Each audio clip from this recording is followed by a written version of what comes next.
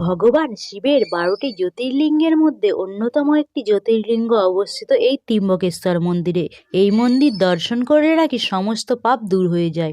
কোনো একজন দেবতা নয়, এখানে ৩জন দেবতা বাস করেন, ব্রহ্মা, বিষ্ণু, মহেশ্বর। এই মন্দিরের শিবলিঙ্গ হলো পৃথিবীর একটিমাত্র শিবলিঙ্গ যা মাটির ওপরে নয়, মাটির নিচে বিরাজমান করে।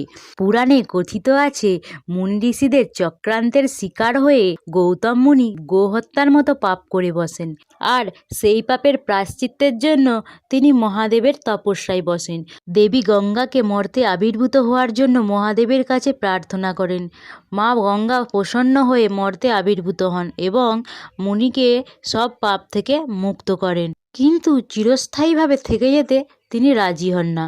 তিনি বলেন যে মহাদেবের স্থান যেখানে, তার স্থানও সেখানে। এই কথা শুনে গৌতম মুনি মহাদেবের কাছে প্রার্থনা করেন, মহাদেবও যেন সেই স্থানে বিরাজমান করে। গৌতম মুনির ভক্তি দেখে মহাদেব রাজি হয়ে যান, আর তখন থেকেই গঙ্গা আর মহাদেব ওই স্থানে বিরাজমান করেন। তখন থেকে এই মন্দিরের নাম হয় ত্র্যম্বকেশ্বর মন্দির।